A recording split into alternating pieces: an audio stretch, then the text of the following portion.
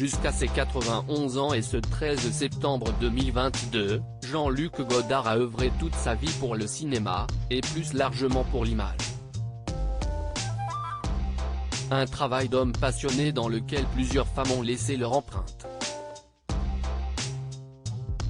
Il y a évidemment sa muse Anna Karina, décédée en 2019, sa dernière compagne Anne-Marie Miéville ainsi qu'Anne Wiazemski qui nous a quittés en 2017. L'écrivaine, comédienne et petite-fille de François Mauriac avait épousé le réalisateur alors qu'elle était encore mineure.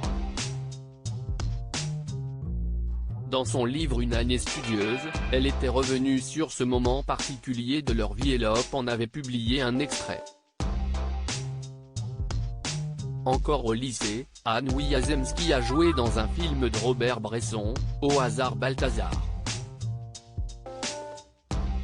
Sur le tournage qui s'est déroulé pendant l'été 1965, elle a rencontré un certain Jean-Luc Godard, de 17 ans son aîné. Si elle a refusé ses avances dans un premier temps, une lettre va bouleverser leur relation. En effet, un an après, en 1966, Anne Wiazemski lui écrit une déclaration d'amour sur papier. CIST alors qu'elle se retrouve à fréquenter des Truffaut ou Janson, et tourne dans La Chinoise sous la direction de Godard. En 1967, le couple se marie à Benien dans le canton de Vaud en Suisse et en toute discrétion avec seulement 2 témoins. Il faut dire que la mariée était encore mineure. Son roman Une année studieuse nous fait partager cette noce controversée, tous opposés à leur union. Anne était mineure, la majorité était encore à 21 ans, préparait son bachot, était cornaquée par une mère très suspicieuse, et vivait sous l'autorité morale de François Mauriac.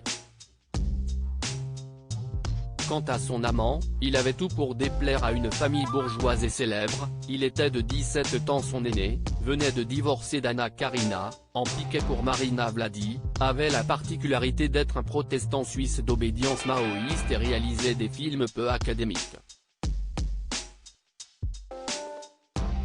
Évidemment, plus les convenances plaidaient contre lui, et plus Anne était attirée par lui.